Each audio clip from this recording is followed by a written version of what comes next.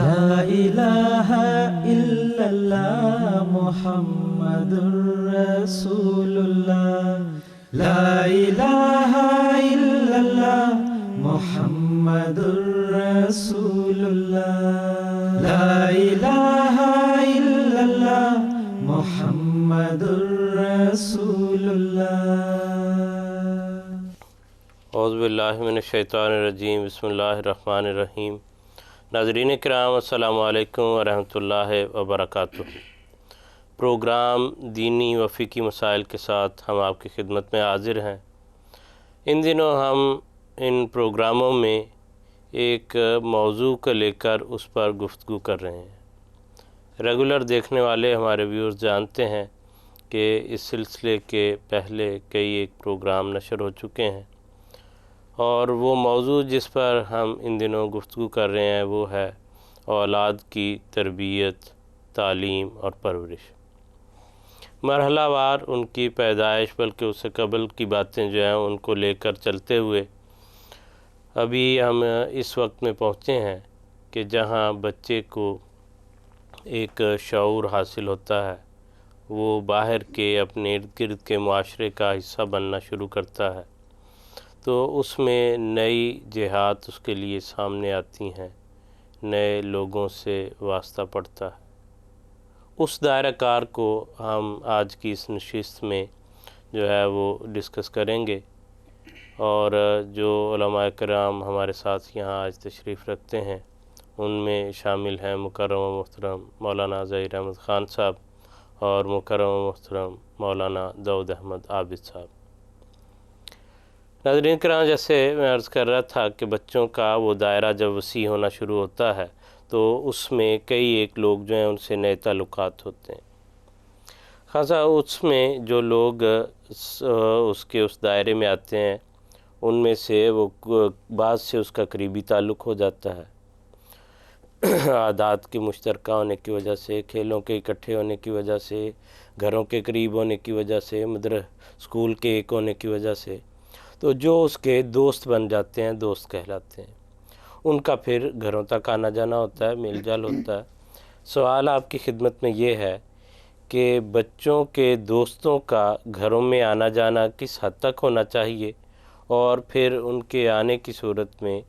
یا ایک دوسرے کے گھروں میں جانے کی صورت میں پردے کی کیا حدود ہوتی ہیں؟ جی، بسم اللہ الرحمن الرحیم۔ اللہ تعالیٰ نے قرآن کریم میں سورہ نور میں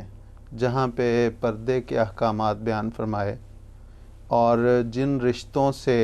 یا جن لوگوں سے پردے میں چھوٹ عطا فرمائی، اس میں اگر ہم دیکھتے ہیں تو اس میں 3 یہ تعلق بھی ایسے ہیں جن سے پردے میں نسبتاً چھوٹ عطا فرمائی، اور فرمایا اعوذ باللہ من الشیطان الرجیم او ما ملکت ایمانہن او التابعین غیر اولی الاربۃ من الرجال او الطفل الذین لم یظہروا علی عورات النساء، کہ ایسے زیر نگیں عورتوں کے ایسے زیر نگیں مرد جو ان کے تابع ہیں، ان کے زیر نگیں ہیں،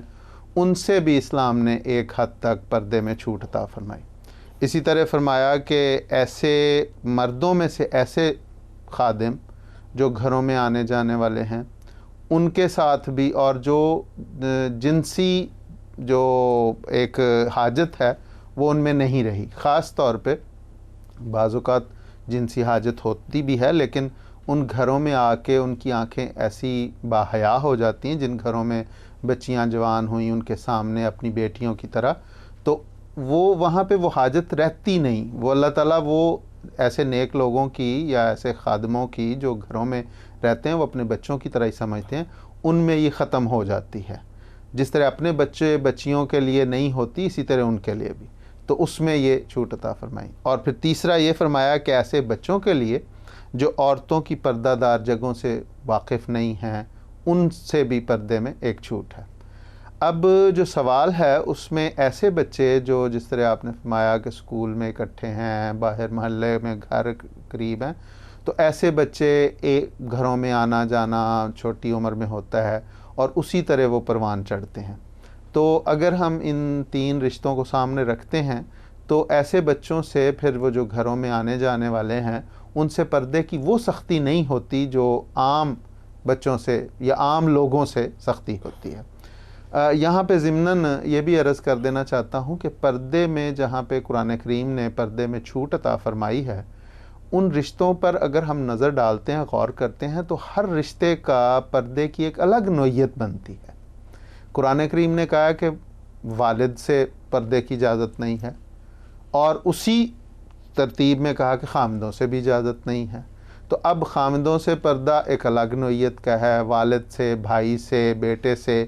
بھتیجے سے، بھانجے سے ایک الگ نوعیت کا پردہ ہو جاتا ہے، کزنوں سے پردہ ہوتا ہے، الگ نوعیت کا ہوتا ہے۔ تو یہ جو بچے ہیں ان سے بھی ایک الگ نوعیت کا پردہ ہے، وہ اس طرح کہ اگر اسی گھر میں بچیاں بھی جوان ہو رہی ہیں تو ان بچیوں کے لیے ایک الگ پردے کی نوعیت ہوگی۔ جب وہ بچیاں جوان ہو جاتی ہیں، بے شک وہ اکٹھا کھیلا کرتے تھے، لیکن جب وہ بچیاں جوان ہو جاتی ہیں تو وہ پردہ حیا اور شرم کی صورت میں وہ ایک اور رنگ اختیار کر لیتا ہے، اور بچیاں پھر ان کے سامنے اس طرح نہیں آتی، لیکن بہرحال ایک معمولی سا فرق بہرحال رہتا ہے عام لوگوں سے اور ان سے۔ اور لیکن اگر اس گھر میں بچیاں نہیں ہیں، مثلا وہ والدہ ہے جس کے سامنے وہ بچے جوان ہوئے، بڑے ہوئے، تو جس طرح اس کے اپنے بچے جوان ہوئے، بڑے ہوئے، اسی طرح وہ بچے بھی سمجھے جاتے ہیں اور گھروں میں آنا جانا ان کا اسی طرح رہتا ہے۔ اس میں اگر ہم حضور صلی اللہ علیہ وسلم کی سیرت پر نظر ڈالتے ہیں تو حضور صلی اللہ علیہ وسلم نے مکہ سے جب ہجرت کر کے مدینہ تشریف لے گئے ہیں تو وہاں پہ حضرت انس رضی اللہ تعالیٰ عنہ کے متعلق آتا ہے کہ بعض روایات میں آتا ہے کہ ان کی والدہ حضرت ام سلیم، اور بعض روایات میں آتا ہے کہ ان کے جو اسٹیپ فادر تھے حضرت ابو طلحہ، وہ ان کو حضور صلی اللہ علیہ وسلم کی خدمت میں لے کر حاضر ہوئے۔ اس وقت ان کی عمر 10 سال تھی، اور ان کی والدہ یا ان کے والد نے حضور کی خدمت میں عرض کی کہ حضور یہ ہمارا بچہ ہے، اس کو ہم آپ کی خدمت میں دینا چاہتے ہیں، ہم چاہتے ہیں کہ آپ کے گھر میں رہ کے آپ کے چھوٹے موٹے کام کرے، آپ کی خدمت کرے۔ حضرت انس رضی اللہ تعالیٰ عنہ کی روایت ہے کہ میں نے 10 سال حضور صلی اللہ علیہ وسلم کی خدمت کی، حضور کے گھروں میں آنا جانا، حضور کے کام کرنے، ازواج کے کام کرنے۔ تو وہ بچہ گویا 20 سال کی عمر تک جب ہوا تو گھروں میں آنا جانا تھا۔ تو یہ ایک واضح طور پہ حضور صلی اللہ علیہ وسلم کی سیرت سے ہمیں ملتا ہے کہ یہ ایک چھوٹ موجود ہے۔ اب یہاں پہ ایک تیسری بات جو میں عرض کرنا چاہتا ہوں وہ یہ ہے کہ اس زمانے میں مختلف قسم کی ایجادات ہیں، مختلف میڈیا ہے، اور کئی قسم کے ایسے حالات پیدا ہو گئے جن سے بچوں میں ہجان پیدا ہو جاتا ہے، اور پھر اس جس معاشرے میں ہم رہ رہے ہیں، ویسٹرن دنیا ہے، یہاں میں اسکولوں میں جنسی تعلیم دی جاتی ہے، یہاں پہ بچوں کی پروان اور طرح سے ہوتی ہے، اور ہمارے ایشیا میں اور طرح سے ہو رہی ہوتی ہے۔ اس لیے اس میں بھی بڑوں کا جو والدین کا ہے یہ فرض بنتا ہے کہ ایسے بچے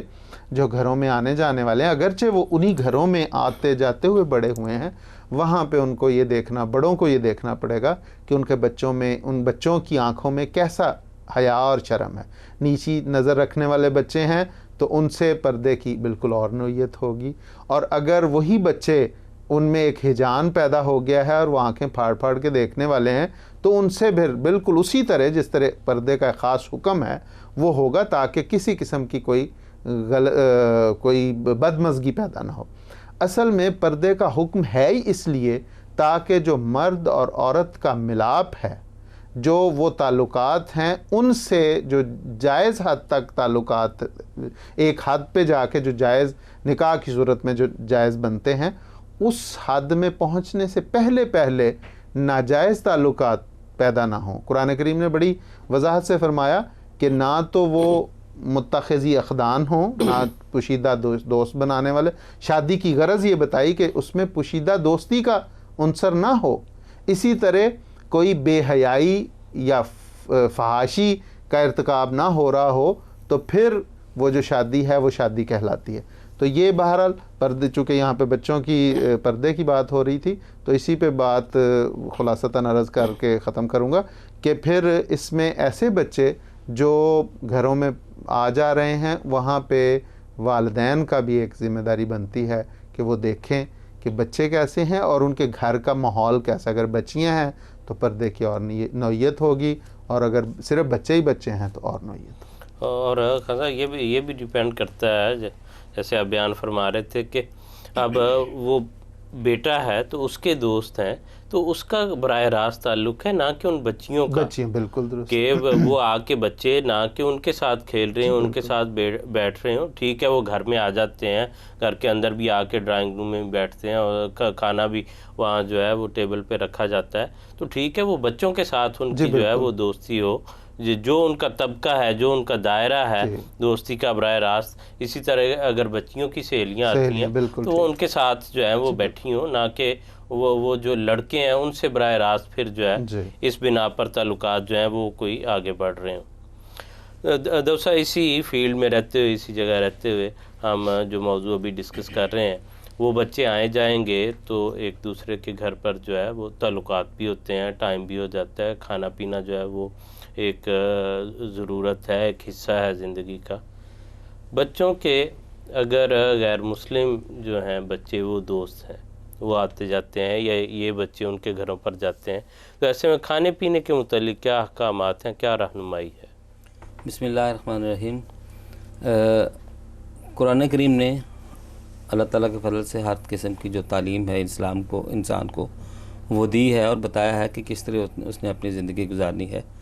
تو کھانا کھانے کے متعلق بھی جہاں اللہ تعالیٰ نے سورۃ نور میں بتایا ہے کہ فلاں فلاں کے گھر آپ جا کے کھا سکتے ہیں، کھانا کوئی حرج نہیں ہے، تو اس میں اللہ تعالیٰ نے بتایا کہ او صدیقکم، خواہ تم اپنے دوستوں کے گھروں میں جا کے بھی کھانا کھاؤ تو اس میں حرج کی بات نہیں ہے. تو اس صورت میں یہ واضح ہے کہ اسلام نے، قرآن کریم نے، اللہ تعالیٰ نے یہ نہیں کہا کہ مسلمان کے گھر جا کے کھانا جائز ہے تو غیر مسلم کے گھر جا کے کھانا جائز نہیں ہے. صرف شرط یہ ہے کہ جو چیز آپ کھا رہے ہیں وہ حرام نہ ہو، وہ مکروہ نہ ہو، وہ ہو جو آپ کی طبیعت کو بھی بھا رہی ہے اور اللہ تعالیٰ نے بھی اس کو حلال قرار دیا ہے. تو اس حوالے سے اگر کوئی ایسی چیز جو پاک ہے اور اس میں کوئی ممانعت نہیں ہے شریعت کی طرف سے، تو وہ کسی دوست کی طرف سے بھی اگر آپ کو مل رہی ہے یا آپ اپنے دوست کو پیش کر رہے ہیں تو اس میں اللہ تعالیٰ فرماتا ہے کہ اس میں کسی قسم کا کوئی حرج نہیں ہے. حضرت مسیح موعود علیہ السلام کے سامنے بھی کئی مرتبہ یہ اس قسم کے سوالات پیش ہوئے، اور حضور نے فرمایا کہ جو عیسائیوں کی پاک چیزیں ہیں یا ہندوؤں کی پاک چیزیں ہیں وہ ہم مٹھائیاں وغیرہ ان کی کھا لیتے ہیں، اور فرمایا کہ قرآن کریم نے ان چیزوں کو مباح رکھا ہے اللہ تعالیٰ نے. اور حضرت مسیح موعود علیہ السلام نے حضور صلی اللہ علیہ وسلم کا حوالہ دیتے ہوئے فرمایا کہ حضور صلی اللہ علیہ وسلم بعض اوقات آرمنیوں کے ہاتھوں کی بنی ہوئی جو چیزیں ہیں وہ کھا لیا کرتے تھے، اور فرمایا کہ یہ ایک ایسی چیز ہے اس کے بغیر گزارا بھی نہیں ہو سکتا. تو ایک معاشرہ جو ہے اس کی تشکیل کے لیے اگر قربتیں بڑھیں گی تو پھر انسان اپنا اخلاق دکھا کے دوسروں کو اپنے قریب کر سکتا ہے، اور ان کو احساس ہو سکتا ہے کہ یہ جو خوراک یہ لوگ کھا رہے ہیں اس کا ان کے اخلاق کے اوپر کتنا زیادہ اچھا اثر ہو رہا ہے. تو اس سے آپ دوسرے معاشرے کو اپنے قریب کر کے ان کو مسلمان ہونے کی ترغیب دے سکتے ہیں. لیکن اگر آپ ان سے دور رہیں گے تو جو تبلیغ کا اور جو ایک حق ہے وہ پوری طرح ادا نہیں ہو سکتا. تو قرآن کریم نے اور اللہ تعالیٰ نے اپنے دوست کے گھر میں کھانا کھانے سے منع نہیں کیا. اور یہاں پہ تو جو حالات ہیں ان حالات کے مطابق صرف گھروں میں ہی نہیں بلکہ اسکولوں میں بھی ہم دیکھتے ہیں کہ جو وہاں پہ لنچ ٹائم ہوتا ہے اور وہاں پہ سارے بچے اکٹھے بیٹھ کے کھانا کھاتے ہیں، تو اس موقع پہ بھی یہ ایک لازمی چیز ہے، کسی بھی اسے اوائڈ نہیں کیا جا سکتا. تو اس کو یعنی اس کی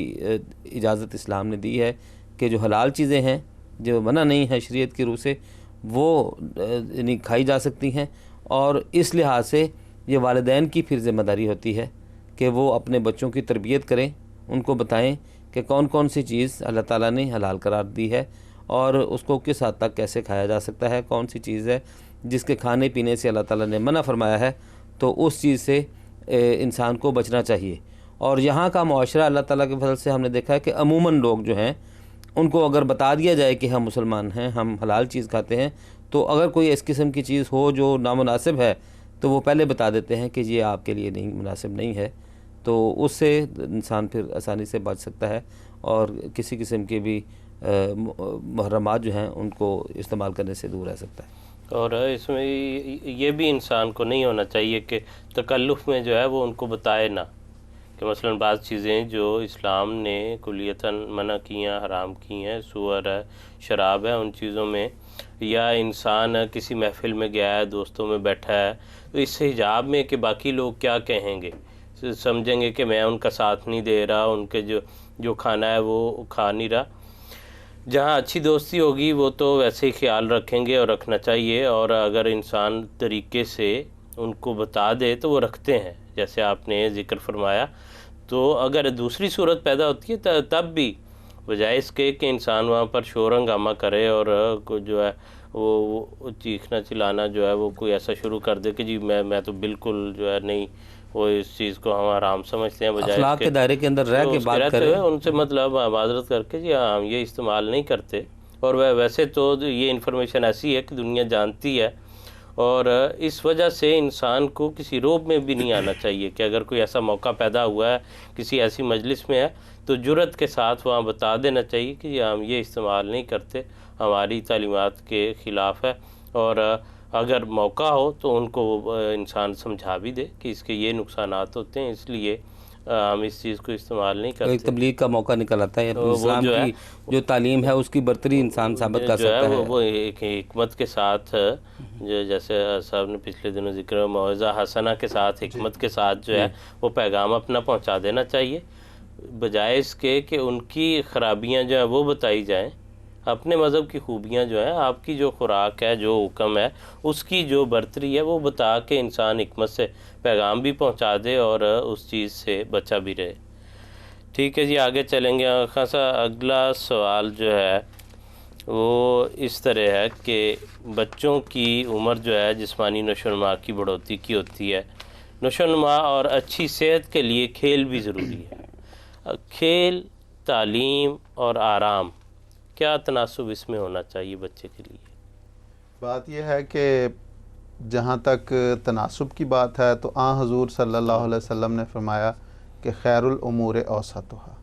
کہ میانہ روی جو ہے وہ ایک بہترین طریق ہے۔ سب سے بہتر چیز یہ ہے کہ انسان ہر معاملے میں، ہر کام میں میانہ روی، اعتدال، معتدل پسندی جو ہے وہ اختیار کرے۔ نہ والدین کو یہ چاہیے کہ وہ بچوں پہ ہر وقت یہ سختی کرتے رہیں کہ وہ صرف پڑھیں، اور نہ ہی یہ کہ انہیں بالکل شتر بے مہار چھوڑ دیں، کھلا چھوڑ دیں کہ وہ جتنا چاہیں کھیلیں، جو چاہیں کریں، جس وقت چاہیں سوئیں، جس وقت چاہیں اٹھیں۔ ہم پچھلے پروگراموں میں بڑی تفصیل کے ساتھ اس پہ بات کر رہے ہوئے ہیں کہ ہر کام کے لیے ایک وقت اور معین صورت موجود ہے، اس کو فالو کرنا چاہیے۔ تو اس میں بھی جو کھیل ہے وہ بھی دراصل جسمانی نشو و نما اور ذہنی نشو و نما کے لیے بہت ضروری ہے۔ قرآن کریم نے اس چیز کو بڑی وضاحت کے ساتھ، جب ایک جگہ پہ، ایک موقع پہ ایک نبی کو مقرر کیا گیا امیر قافلہ، یا تو وہاں پہ بعض لوگوں نے اعتراض کیا کہ اس کو کیا خوبی حاصل ہے، تو قرآن کریم نے جو ریکارڈ کیا اس میں یہ کہا کہ اس کو جہاں پہ علمی اس کو فضیلت حاصل ہے، وہاں پہ اس کو جسمانی فضیلت بھی حاصل ہے، اس لیے اسے مقرر کیا جا رہا ہے۔ تو گویا ایک جسمانی نشو و نما یا جسمانی صحت جو ہے وہ بھی بہت ضروری ہے، اس کے بغیر ذہنی صحت جو ہے وہ قائم نہیں رہ سکتی۔ اس لیے یہ اکثریت، بچوں کی اکثریت ایسی ہوتی ہے کہ وہ ان میں کھلنڈرا پن ہوتا ہے، ہر وقت کھیلنا ان کا مشغلہ ہوتا ہے، تو عموماً بچوں کو توجہ دلانی پڑتی ہے، پڑھائی کی طرف زیادہ زور دینا پڑتا ہے، تاکہ وہ جو جس طرح میں نے عرض کی شروع میں کہ ایک بیلنس قائم رہے، ایک اعتدال قائم رہے، اس اعتدال کو قائم رکھنے کے لیے عموماً بچوں کو ٹائم کی پابندی اور پڑھائی کی طرف زیادہ توجہ دینی پڑتی۔ لیکن اس کے برعکس بعض ایسے بچے بھی موجود ہیں جو ہر وقت پڑھائی کی طرف زیادہ ان کی توجہ ہوتی ہے، والدین کو بعض اوقات توجہ کر کے ان کی طرف انہیں گھر سے نکالنا پڑتا ہے تاکہ وہ باہر جا کے کوئی کھیل کود میں، جسمانی جو نشو و نما ہے اس کے لیے بھی کوئی تگ و دو کریں، تاکہ یہ نہ ہو کہ گھر میں صرف پڑھائی کی طرف ان کی توجہ ہو اور اس صورت میں پھر ان کی جو جسمانی جو نشو و نما ہے وہ رک جائے۔ اس لیے وہ بھی بڑی ضروری ہے۔ چنانچہ سیدنا حضرت مسلم رضی اللہ تعالیٰ عنہ ایک جگہ فرماتے ہیں کہ بچوں کے لیے کھیلنا کودنا بہت ضروری ہے. ہاں کھیل میں اخلاق سکھانا چاہیے. مثلاً یہی کہا جائے کہ اگر کوئی گالی دے تو اس کو گالی نہ دی جائے. گویا ہماری کھیل کے بھی دو مقصد ہیں, دوہرا مقصد ہے. ایک یہ کہ جسمانی نشو و نما ہو, دوسرا اس میں بھی اسلام نے, ہمارے بزرگوں نے تربیت کے پہلو کو مد نظر رکھا ہے کہ کھیلیں بھی ایسی ہوں جن میں ایک جسمانی تربیت بھی ہو رہی ہو اور روحانی تربیت بھی ہو رہی. تو ہر کام میں ایک اعتدال ہونا چاہیے. بعض بچوں کو کھیل کی طرف توجہ دلانی پڑتی ہے اور اکثر بچوں کو پڑھائی کی طرف توجہ دلانی پڑتی ہے, نمازوں کی طرف توجہ دلانی پڑتی ہے. تو یہ ایک اعتدال جو ہر چیز میں رہے گا تو وہ ایک خوبصورتی بچے میں پیدا ہوگی. جی خان صاحب بالکل مناسب فرمایا آپ نے کہ اعتدال کی صورت جو ہے وہ رہے. اور کھیل جو ہے وہ دراصل ایک ذریعہ ہے. جی. کھیل اپنی ذات میں ایک منزل نہیں ہے, وہ ایک ذریعہ ہے. آپ نے فرمایا, جیسے بیان فرمایا کہ انسان کی صحت اچھی رہے, اور انسان کی صحت اچھی رہے تو اس کے نتیجے میں جو اس کی ذمہ داریاں ہیں وہ نبھانے کے قابل ہوگا. بالکل کہ جو ہے وہ جو ہے حدیث ہے کہ المومن القوی و خیر من المومن الضعیف,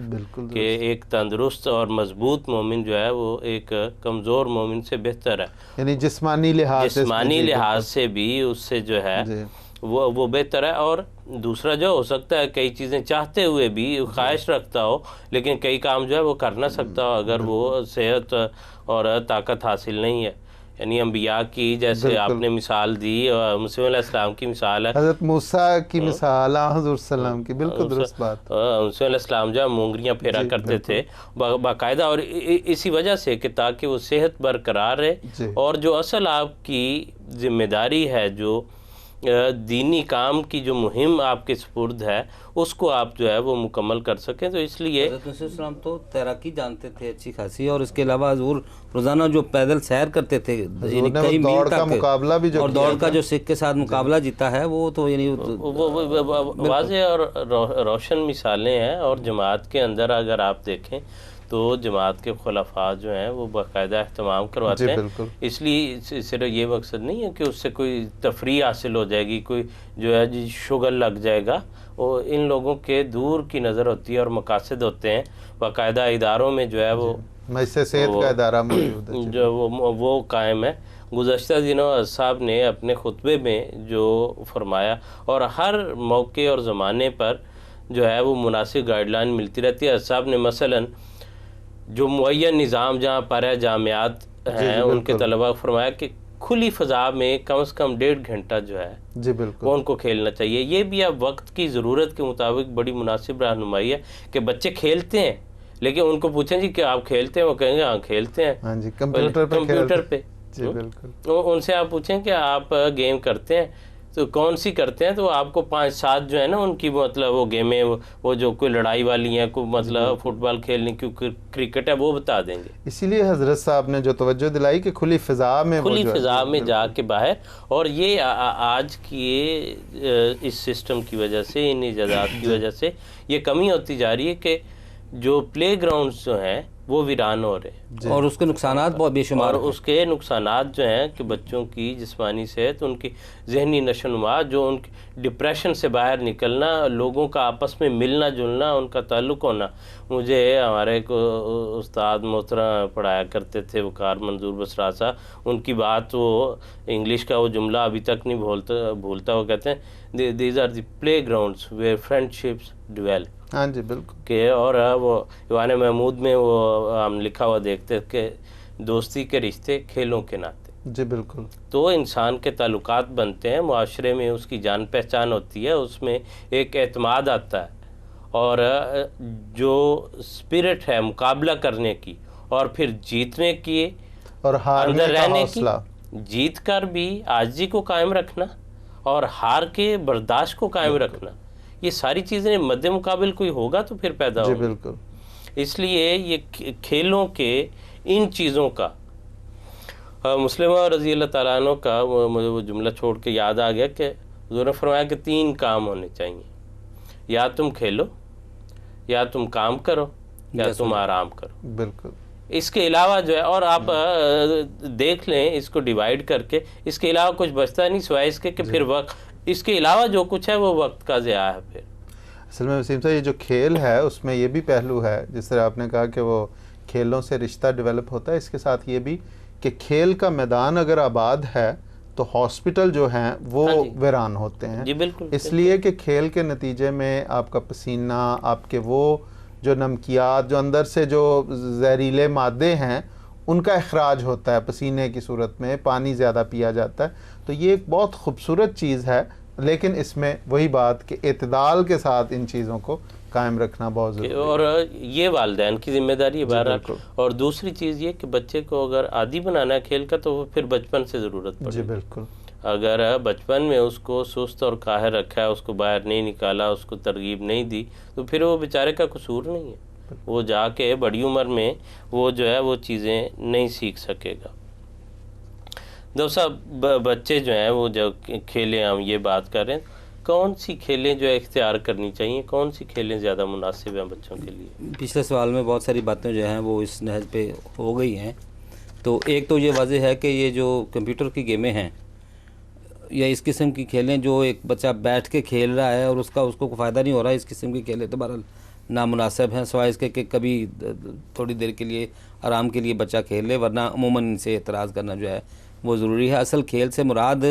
وہ کھیل ہے جس سے انسان کی ورزش ہوتی ہے، اس کے مسام کھلتے ہیں، اس کا جسم کھلتا ہے، اس کی صلاحیتیں پروان چڑھتی ہیں. اور حضرت آن وسلم کی جب حضرت عائشہ رضی اللہ تعالیٰ عنہا سے شادی ہوئی اور ابھی وہ آپ کے گھر نہیں آئی تھی، تو اس وقت وہ گڑیوں وغیرہ سے کھیلا کرتی تھی. اور کسی نے آ کے ایک مرتبہ پوچھا بھی اس ضمن میں، تو حضور صلی اللہ علیہ وسلم نے بتایا کہ میں تو جو ہے ہمارا جو دین ہے وہ بڑا وسیع ہے، ان فی دیننا فسحۃ، اور فرمایا کہ انی بعثت بحنفیۃ سمحۃ، کہ میں ایک دین حنیف ایسا دیا گیا ہوں جس میں جو اس قسم کی چھوٹی چھوٹی چیزیں ہیں ان کی اجازت ہے. اور بتایا کہ یہ اس لیے ہے تاکہ لوگوں کو پتہ چلے کہ یہ کوئی بند دین نہیں ہے، ایسا دین نہیں ہے کہ جس میں جو متعصب لوگ پیدا ہوتے ہیں اور جن کے جو دماغ ہیں وہ براڈ مائنڈڈ نہیں ہیں. تو اس حوالے سے حضور صلی اللہ علیہ وسلم نہ صرف یہ کہ نوجوانوں کو بلکہ بچوں کو بھی کھیلوں کی طرف فرمایا کرتے تھے. کہیں آپ تشریف فرما ہوتے بیٹھتے تو چھوٹے بچے دیکھتے کھیل رہے ہیں تو ان کو پیار کرتے، اور بعض اوقات بلکہ اگر بچے دیکھتے کہ ویسے وہاں پھر رہے ہیں تو کہتے کہ میری طرف دوڑ لگاؤ، جو سب سے پہلے میرے پاس آئے گا میں اس کو انعام دوں گا. اور پھر وہ بچے آتے حضور صلی اللہ علیہ وسلم کے اوپر گرتے، آپ کی گود میں سوار ہوتے، اور وہ آپ ان سب کو پھر پیار کرتے. تو وہ اور حضور صلی اللہ علیہ وسلم جو ان کو وعدہ کیا ہوتا ہے وہ چیز بھی ان کو دیتے. تو اس اعتبار سے حضور صلی اللہ علیہ وسلم نے بچپن سے ہی ان بچوں کو کھیل کود کا عادی بنایا، اس حوالے سے کہ تاکہ ان کی جو صلاحیتیں ہیں وہ پروان چڑھیں اور ان کو ورزش کی عادت پڑے. اور اسی لیے حضرت عمر رضی اللہ تعالیٰ عنہ نے یہ بھی فرمایا کہ جو بچے ہیں ان کو گھوڑ سواری سکھانی چاہیے، ان کو تیر اندازی سکھانی چاہیے، اور ان کو تیراکی سکھانی چاہیے. اور یہ چیزیں حضور صلی اللہ علیہ وسلم بھی کرتے تھے اور باقی صحابہ کو بھی. بلکہ ایک مرتبہ یعنی بڑا ایک کہیں خطرہ مدینہ میں پیدا ہوا تو صحابہ بھی فوری طور پہ اٹھ کے نکلے. تو تھوڑی دیر میں دیکھا کہ ان کو گھوڑے کے ٹاپوں کی آواز آ رہی ہے، تو باہر نکل کے دیکھا تو حضور صلی اللہ علیہ وسلم حضرت طلحہ کے گھوڑے کے اوپر سوار چلے آ رہے تھے. اور اگر آپ نے گھوڑے کے اوپر زین نہیں کسی اور اس کے اوپر وہ آپ نے کاٹھی نہیں رکھی ہوئی تو اس کو سواری کرنا کوئی آسان کام نہیں ہے، سوائے اس کے کہ کوئی شخص اس کا پہلے مشاق ہو اور اس کو گھوڑ سواری آتی ہو. تو اور آ کے فرمایا کہ انہ لبحر، یعنی یہ گھوڑا کوئی عام گھوڑا نہیں ہے، یہ تو سمندر کی طرح یعنی تیز ہے. تو گویا کہ جو ورزش ہے اور تیاری ہے ایک مومن کی اپنے جسم کو قوی بنانے کے لیے وہ بہت زیادہ ضروری ہے. لیکن ایک چیز جو ہے اس کا جو پہلے بھی ذکر ہو چکا ہے، اس کے لیے اس کو مد نظر رکھنا بہت زیادہ ضروری ہے کہ یہ کھیل تب تک کھیل ہے جب تک ہمیں اپنے فرائض سے غافل نہ کر دے. جو کھیل ہمارے فرائض سے غافل کرے وہ پھر لہو و لعب میں آ جاتی ہے. جہاں پہ وہ لہو و لعب میں آ جائے، جیسا کہ سورۃ جمعہ میں اللہ تعالیٰ فرماتا ہے کہ وہ تجھے چھوڑ کے تو دنیا کی باتوں میں لگ جاتے ہیں، لہو و لعب میں لگ جاتے ہیں، وہ مناسب نہیں ہے. نماز ہو رہی ہے، اللہ تعالیٰ کا ذکر ہو رہا ہے، تو وہاں پہ جو ہے حاضری ضروری ہے مومن کی، وہاں پہ پہنچنا ضروری ہے. لیکن اس کے ساتھ بالکل اس چیز کو چھوڑ دینا، ورزش کو چھوڑ دینا اور کھیل کو چھوڑ کے اور یہ سمجھنا کہ ہم نے دھونی رما کے بیٹھ گئے ہیں، اس کی اسلام جو ہے وہ اجازت نہیں دیتا۔ اسلام یہ کہتا ہے کہ لا تلقوا بایدیکم الی التہلکہ، ہلاکت میں نہیں ڈالو، اپنی صحت کا خیال رکھو۔ جہاں جہاں صحت ہوگی وہاں انسان وہ کام دوسروں سے زیادہ بہتر کر سکے گا جو اس کی اتنی طاقت نہیں رکھتے، جو اتنی زیادہ ورزش یا محنت نہیں کرتے۔ جی ٹھیک ہے ڈاکٹر صاحب، بڑی مہربانی کہ یعنی مقصد جو ہے ان کھیلوں کے ذریعے جسم کو طاقتور بنانا، ایسی کھیلیں جو ہیں وہ اختیار کی جائیں جن کے نتیجے میں انسان کی مختلف صلاحیتیں جو ہیں وہ پروان چڑھتی ہیں۔ جیسے آپ نے گھوڑ سواری کا ذکر فرمایا، گھوڑ سواری اپنی ذات میں ایک کھیل بھی ہے، ایک مفید قومی سطح انسان کی اپنی جان کے لیے، اس کی قوم کی خدمت کے لیے، جنگی مہمات کے لیے، اس کی تجارت کے لیے، ہر جگہ پر اس کے کام آئے گی۔ اور یہ ہم دیکھتے ہیں کہ پہلے بھی ملتا ہے ان کے پالنے کا، آج بھی ہم دیکھتے ہیں کہ حضور صلی اللہ علیہ وسلم نے باقاعدہ اس کی گھوڑوں کی دوڑیں کروائی ہیں۔ احادیث میں آتا ہے کہ مختلف قسم کے 2 قسم کی گھوڑیں کروائیں، ایک وہ دوڑیں کروائیں، ایک وہ گھوڑے جن کو باقاعدہ دوڑ کے لیے یا اس کام کے لیے تیار کیا گیا تھا، ان کا لمبا فاصلہ رکھا، اور ایک وہ جو عام جس طرح وہ ٹٹو قسم کے جو تانگے کے ساتھ جوتے جانے والے گھوڑے، ان کی نزدیک کے دوڑ کروائی۔ اور اسی طرح جس طرح دوسا نے بھی ذکر کیا کہ تیر اندازی کے مقابلے حضور صلی اللہ علیہ وسلم حضور نکلے تو 2 جو قبیلے تھے وہ آپس میں تیر اندازی کا مقابلہ کر رہے تھے، تو حضور نے فرمایا ٹھیک ہے کرو، میں فلاں کے ساتھ ہوں۔ تو دوسرا قبیلہ تھا اس نے اپنی وہ جو کمانیں تھیں وہ نیچے رکھ دی۔ حضور نے کہا کیا ہو گیا؟ انہوں نے کہا حضور آپ جس کے مقابلے پہ آ جائیں، ہماری کیا جرت ہے کہ ہم آپ کے مقابلے پہ تیر چلائیں؟ تو حضور نے فرمایا اچھا ٹھیک ہے، میں آپ کی طرف پہ ہوں، تیر چلائیں۔ تو یہ چیزیں بڑی زبردست چیزیں تھیں، یہ ساری وہ چیزیں جو جسمانی نشو و نما کے لیے بہتر تھیں۔ اور ایک موقع پہ تو وہ یہی جو تیر اندازی کے ذکر میں وسلم نے فرمایا جو تھے وہ قبیلہ بنی اسماعیل تھا، تو فرمایا کہ ارمو بنی اسماعیل فَإِنَّ أَبَاكُمْ كَانَ رَامِيًا، کہ اے بنو اسماعیل تم تیر اندازی کرو، تمہارا باپ بھی بڑا تیر انداز تھا، ماہر تیر انداز تھے۔ اور دیکھیں اس کے نتیجے میں انسان کے اندر ایک ہمت اور حوصلہ جو ہے وہ بھی پیدا ہوتا ہے۔ تیراکی جو ہے اس کا مطلب ذکر ہوا، وہ جو ہے سیکھنی چاہیے۔ مجھے یاد ہے کہ صاحب نے گزشتہ دنوں یہ ذکر فرمایا تھا کچھ وقت پہلے کہ بچیوں کو بھی سکھانی چاہیے حضور، اور یہ کہ جی علیحدہ ماحول نہیں ملتا۔ صاحب فرمایا کہ ہماری دادی جو ہے وہ تیراکی کیا کرتی تھی، ہاں جی بالکل، قادیان میں انہوں نے وہ سیکھی ہوئی تھی، تو اس لیے وہ انسان سیکھ سکتا ہے، یہ چیزیں کام آتی ہیں۔ گزشتہ دنوں میں کسی جگہ پڑھ رہا تھا، غالباً BBC وغیرہ کی کوئی ریسرچ تھی، تو انہوں نے کہا مثلاً شکار کرنے والے جو لوگ ہیں اس کے نتیجے میں ان کے اندر قوت فیصلہ جو ہے وہ بڑی ڈیولپ ہوتی ہے، کیونکہ شکار جو ہے وہ لمحوں میں فیصلہ کرنا ہے کہ آپ اس کو یہاں ماریں گے یا نہیں ماریں گے، اور کس اینگل سے نشانہ لیں گے، کیا کریں گے، اور رزلٹ کیا ہوگا۔ تو اس کے نتیجے میں ذہنی جو مشق ہے وہ بھی ہوتی ہے، ہمت اور حوصلہ اور مقابلے جو ہیں وہ پیدا ہوتے ہیں۔ تو اس لیے کھیلیں ایسی ہوں جس کے نتیجے میں مثلاً اگر مختلف اس کے پہلو ہو سکتے ہیں کہ ذہنی اگر مشق کرنی ہے، شطرنج وغیرہ اس کے لیے کھیلی جاتی ہے۔ ان سب چیزوں کا مقصد جو ہے وہ انسان کی جو اصل اس کی غرض ہے اللہ تعالیٰ کی طرف جانے کا سفر جو ہے، اس میں یہ چیزیں ممد اور معاون ہوں، اس کے بچوں کی تربیت اور ان کی پرورش ایسے رنگ میں ہو۔ مقصد ان سب چیزوں کا یہ ہے۔ ناظرین کرام، آج کا یہ پروگرام اپنے اختتام کو پہنچتا ہے۔ اگلے ہفتے انشاءاللہ پھر ملاقات ہوگی۔ اجازت دیجیے، السلام علیکم ورحمۃ اللہ وبرکاتہ۔ لا الہ الا اللہ محمد رسول اللہ، لا الہ الا اللہ محمد رسول اللہ۔